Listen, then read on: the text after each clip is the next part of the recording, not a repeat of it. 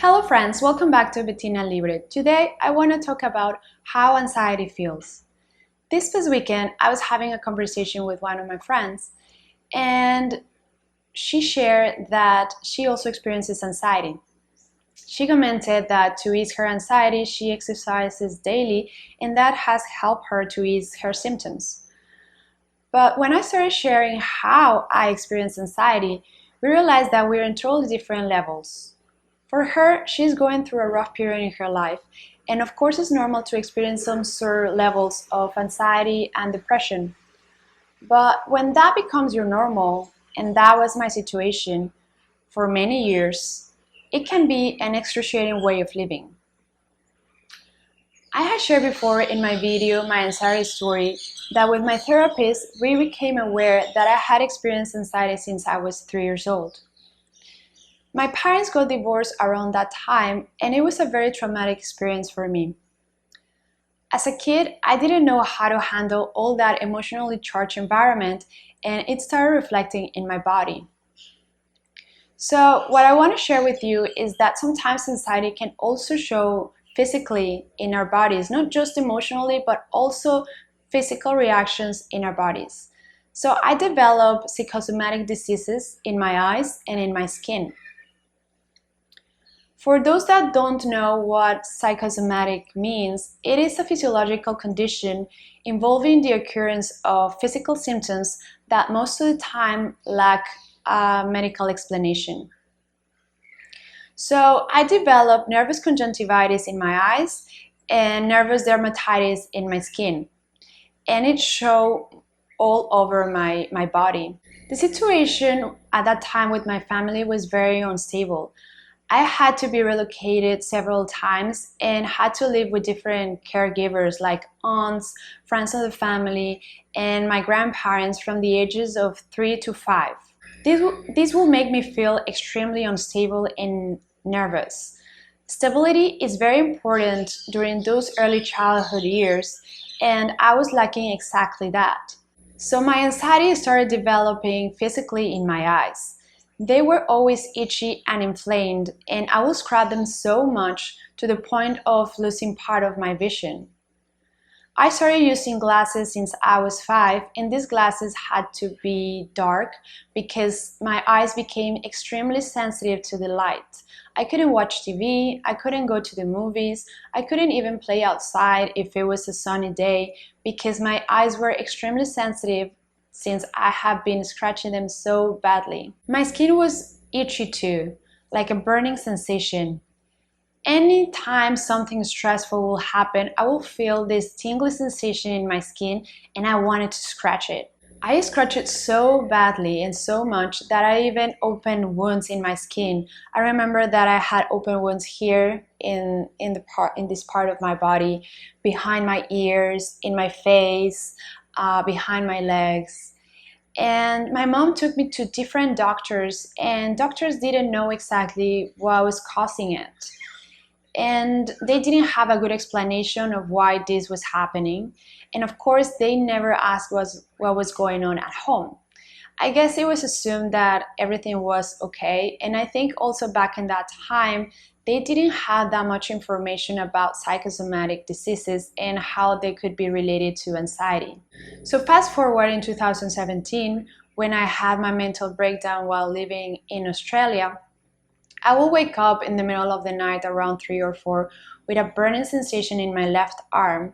And I made the connection that that was exactly what it was happening to me as well when I was a child, when I was 4, 3, 4, 5, and I was scratching my skin.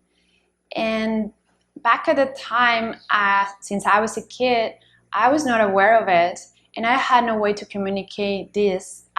Of course, I didn't make any connection. Nobody made the connection. How I was supposed to make the connection?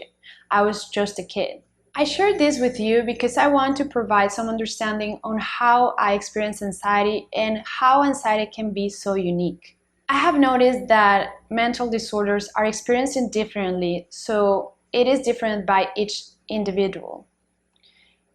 Each person is different and has different life experiences and conditioning that make them react in a unique way. And not just emotionally, but now we can see that is also physically by our bodies. Mental disorders not only happen in our minds, they can also reflect physically in our bodies like they did on me. That is why empathy and understanding from others is so important. Because I will never experience what others are experiencing, but I can get an idea. Anxiety comes in different packages and different levels.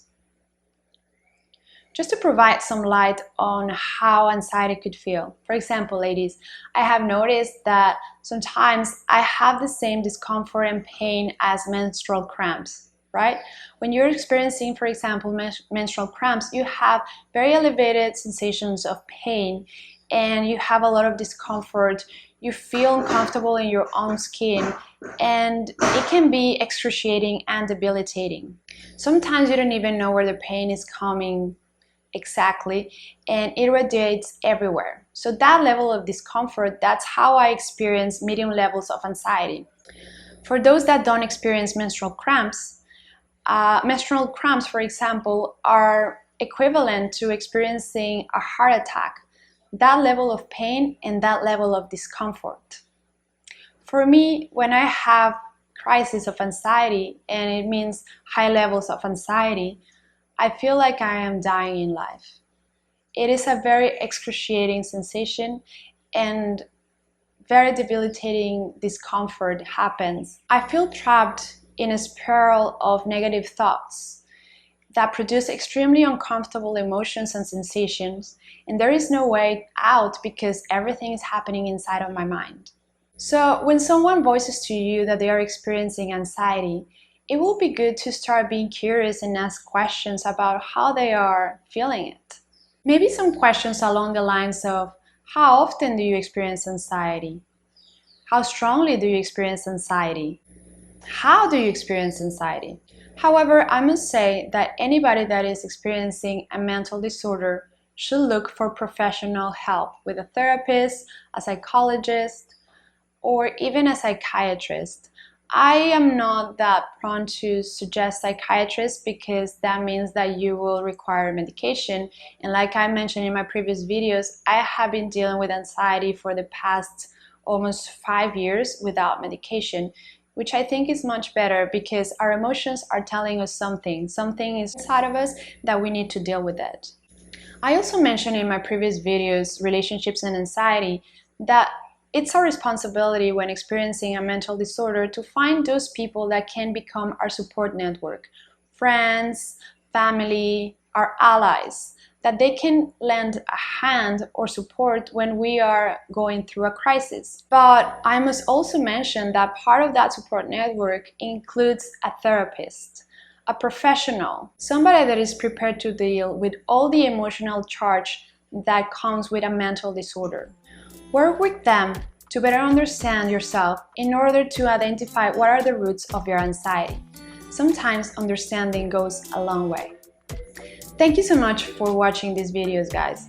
I am overwhelmed with all the support that I have been receiving from everybody that has watched them. Thank you, thank you, thank you so much for watching. And you know the drill. If this video resonated with you, hit the like button, share with your friends, and subscribe. And I will see you until next week. Ciao!